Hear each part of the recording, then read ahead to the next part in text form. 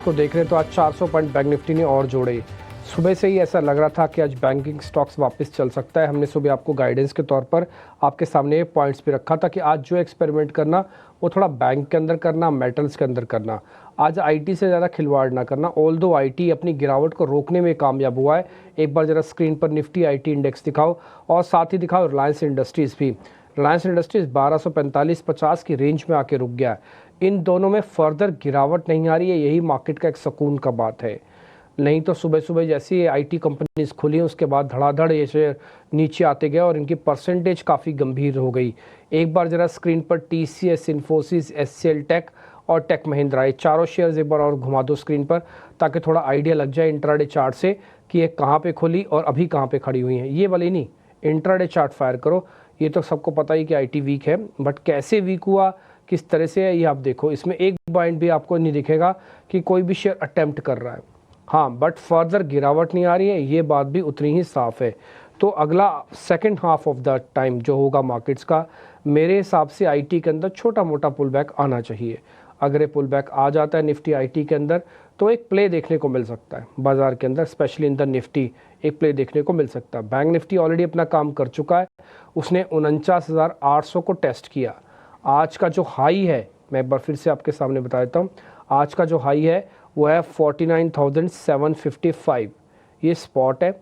इसमें अगर आप प्रीमियम जोड़ देंगे यानी कि फ्यूचर्स का हिस्सा देखेंगे तो वो 49,800 को पार कर चुका है। तो एक शॉर्ट कवरिंग की रैली जहाँ तक बैंक निफ्टी में आनी चाहिए थी वो ऑलमोस्ट यहाँ पर आके कंप्लीट हो रही है। तो इसलिए बैंकिंग काउंटर्स को अब चलने के लिए निफ्टी जैसे बड़े इंजन का साथ चाहिए।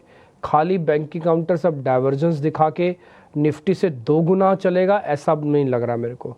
ठीक है, तो थोड़ा हीट अप भी हुआ है मार्केट, इसमें कोई दो राय नहीं है क्योंकि शॉर्ट टर्म में ही तेज़ मोमेंटो आया है। बट एनी हाउ विक्स अभी भी करीब 13 साढ़े 13 है, तो बाज़ार को ज़्यादा डरने घबराने की ज़रूरत नहीं है। आज से करीब 1500 से 1800 पॉइंट बैंक निफ्टी नीचे भी इतना ही विक्स था। अब 1500 पॉइंट बैंक निफ्टी ऊपर आ गया तब भी विक्स इतना ही है। ये क्या दर्शाता है? ये दर्शाता है कि there is a no fear in the market, और ये दर्शाता है कि there is a value hunting in the market. अगर ये अगर चलना होता ना तो ये भी बढ़ता। अगर मार्केट में कुछ भी एबनॉर्मल हो रहा होता ये विक्स भी बढ़ जाता, बट विक्स तो वहीं का वहीं है। इसका मतलब प्लेटफॉर्म पूरी तरह से तैयार था चलने के लिए और मार्केट्स ने थोड़ा करके भी दिखाया। थोड़ी बहुत और गुंजाइश है जैसे मैंने आपको सुबह भी बताया। कल, आज और मैक्स टू मैक्स कल तक का मैं एक्सपेक्ट करता हूं कि थोड़ा बहुत मार्केट के अंदर मोमेंटम बनेगा। 23,200 जब तक निफ्टी नहीं आ जाती मैं इस पुल बैक को पूरा कंप्लीट नहीं समझता। तो मेरे को लगता है अभी 250-300 पॉइंट निफ्टी के चलने की गुंजाइश और है, तो एक बार देख के चलना आप सब लोग पर। और एक और चीज़, पिछले 2 दिनों से एफआईज की होल्डिंग थोड़ी बढ़ी है। अब आपको मालूम ही है कि वो 24% तक आ चुके हैं। डीआईएस का स्ट्रॉन्ग पोजीशंस ऑलरेडी सिस्टम में पहले से ही अवेलेबल है। रिपोर्ट कार्ड हटा दीजिए। ठीक है, सहज होंगे हमारे साथ, जरा उनको दिखाइए। सर नमस्ते, थैंक यू वेरी मच समय देने के लिए। एक बार जरा निफ्टी और बैंक निफ्टी पर आपका टेक, फिर हम आगे बढ़ेंगे स्टॉक्स की तरफ। थैंक यू जी और सभी दर्शकों को नमस्कार। जैसे कि डिम्पी जी ने भी ब्रीफ किया, मार्केट के काफी पैरामीटर्स तो वही कवर कर देते हैं तो हमारे लिए काफी इजी हो जाता है। बट शॉर्ट टर्म में सेंटिमेंट में थोड़ा सा बदलाव आया है। निफ्टी का जो आपका लॉन्ग रेशियो है जहां पे एफआई की पोजीशंस किस हिसाब से प्लेस्ड है वो भी 24% चल रही है। और वो मैं मानता हूं जनवरी एंड से लेके अभी तक में हम पीक पोजीशन पे आए हैं। काफी टाइम तक हम 15% पे ही थे। मार्केट ने अपना करेक्शन बनाया, शॉर्ट टर्म बॉटम बनाया और एक रिवर्सल दिया। प्रीवियस इंटरेक्शन में भी हमने यही सजेस्ट किया था कि मार्केट एक शॉर्ट टर्म बॉटम लेके बाउंस बैक देने की क्षमता रखता है और सेटअप काफी अच्छा मैच्योर हो रहा है। मुझे लग रहा है फिलहाल भी मार्केट बाउंस बैक मोड में है। और क्योंकि आपके शॉर्ट टर्म बेसिस पे थोड़ी रैली दी है, कहीं ना कहीं थोड़ा अटकना बहुत ही जायज है। और वो अटकेगा तो एक्चुअली मार्केट की हेल्थ और इंप्रूव होगी और आपका बाउंस बैक काफी और स्ट्रांग हो सकता है। फिलहाल के लिए यदि एकदम शॉर्ट टर्म की बात करें तो मुझे लगता है कि 22,900 पे निफ्टी पर ऑप्शंस बेसिस एक रेजिस्टेंस है जो कहीं ना कहीं मंथ के बिगनिंग में डिफाइन हुआ था। बट मार्केट में वो स्ट्रेंथ है कि ये लेवल को क्रॉस कर सकता है, बट उस लेवल को आसानी से नहीं क्रॉस करेगा। थोड़ा शायद यहाँ पे मार्केट कंसोलिडेट कर सकता है। थोड़ा सा यहाँ से अगर डिप आता है तो वो एक बाइंग अपॉर्चुनिटी रहेगी ट्रेडिंग पर्सपेक्टिव से। एंड इवेंचुअली हमें लग रहा है मार्केट निफ्टी 50 आपका 23,200 23,500 तक पे जाने की क्षमता रखता है। ऊपर में 23,800 एक बहुत ही बड़ा रेजिस्टेंस है।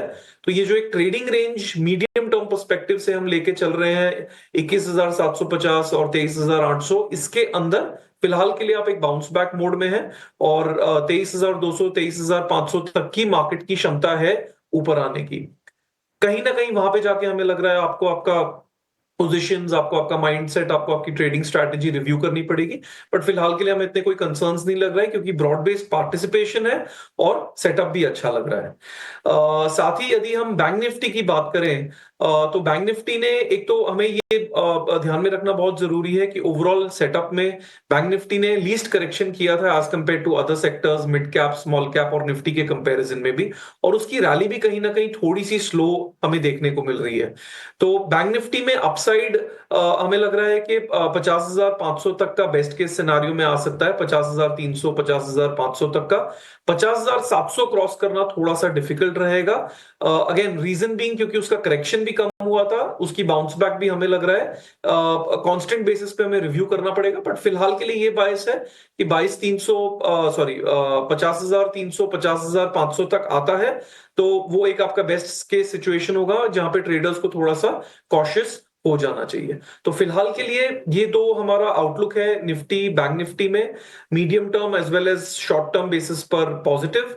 और निफ्टी का एकदम इमीडिएट शॉर्ट टर्म सपोर्ट हमें 22,650 का दिख रहा है, जिसका लेवल मेंटेन करके आप 23,200 23,500 तक का लॉन्ग ट्रेडिंग ले सकते हैं। ठीक है, 23,200 थोड़ी देर पहले हम भी इसी के बारे में जिक्र कर रहे थे, आप भी यही बता रहे हैं। तो आप लेवल्स डाल दो, भले 23,200 तक का टारगेट डालो, 22,650 का स्टॉप लॉस डालो, ये आ गया छप के आपकी स्क्रीन पर। और यही आपके लेवल्स होंगे सहज। और आप जो बात बता रहे थे हमने इसको नोट डाउन करवा के छाप भी दिया सामने। ठीक है, same with the bank Nifty, conviction is high also, but bank Nifty थोड़ा डाइवर्जेंस करके पहले ही तेज़ है। और दोनों का पुट कॉल रेशियो 1.2 समथिंग जा चुका है, 1.5 पे थोड़ा सा स्लाइटली महंगा हो जाता है। छोटे समय में ज़्यादा तेज़ चलोगे ना तो हीट हो जाते हो, होगा कुछ नहीं, गाड़ी ठंडी करनी पड़ेगी फिर चलाओ, फिर चल जाएगी। बट गाड़ी हीट हो जाती है तो फिर उसमें थोड़ी प्रॉब्लम आती है। बस यही प्रॉब्लम पुट कॉल रेशियो बता रहा है, अदरवाइज सिस्टम में मेरे को और कुछ प्रॉब्लम एज सच तो नहीं दिख रही है। खैर आगे तो इंश्योरेंस सेक्टर को लेकर एक एक्सक्लूसिव खबर है, अनुराग शाह मेरे साथ जुड़ रहे हैं, आपको पहले खबर बता देंगे, उस पर चर्चा कर लेते हैं, फिर हम अपने स्टॉक्स आपके सामने रखेंगे। अनुराग बताएं प्लीज़। 2 साल के बाद नए वित्त वर्ष के अंदर जो थर्ड पार्टी मोटर इंश्योरेंस है उसकी दरें बढ़ने वाली है। हमारे सूत्रों से मिली जानकारी के मुताबिक इंश्योरेंस इंडस्ट्री के द्वारा जो प्रस्ताव दिया गया है वो 10 से 20% तक की बढ़ोतरी को लेकर है, क्योंकि जिस तरह से क्लेम्स में बढ़ोतरी हुई है और कोर्ट के ऑर्डर से इंश्योरेंस इंडस्ट्री पे मोटर क्लेम्स का जो भार बढ़ा है, उसको देखते हुए इंश्योरेंस कंपनी के द्वारा जो अपने सुझाव है वो रेगुलेटर IRDA को भेजे गए हैं। और IRDA जो है ये रोड ट्रांसपोर्ट मंत्रालय को अपना सुझाव भेजेगा और रोड ट्रांसपोर्ट मंत्रालय आखिर में दरों को जो है संशोधित करेगा। तो बड़ी वजह इस बार जो मोटर TP रेट्स में बदलाव होगा उसकी ये है कि गोल्डन आर्ट ट्रीटमेंट स्कीम जो कि सरकार लॉन्च करने वाली है और उसके लिए पूंजी भी एकत्रित की गई है, करीब 500 करोड़ से ज़्यादा की पूंजी एकत्रित की गई है और इसको फंडिंग की दी है इंश्योरेंस कंपनियों ने अपने मोटर थर्ड पार्टी प्रीमियम के जरिए। तो हमारे सूत्र बता रहे हैं कि सरकार ने एक तरह से सहमति जताई है मोटर TP के प्रीमियम में रिवीजन करने पे, उस पर अपवर्ड रिवीजन करने पे गोल्डन आर्ट ट्रीटमेंट का जो भार है वो इंश्योरेंस कंपनियों पे आ रहा है।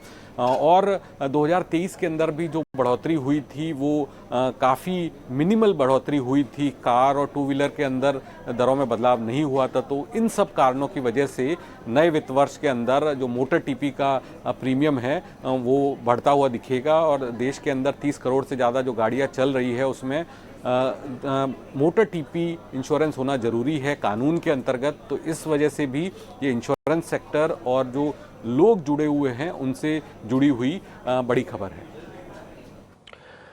तो जैसा अनुमान था वैसे ही खबर आ रही है कि इस बार फाइनेंशियल ईयर जब नया स्टार्ट होगा तो इंश्योरेंसेस के प्रीमियम्स थोड़े बढ़ेंगे। उस प्रीमियम में क्या बढ़ेगा, तो थर्ड पार्टी इंश्योरेंस बढ़ सकती है, उसी का ही आपको जानकारी मेरे सहयोगी आपको अनुराग शाह दे रहे थे।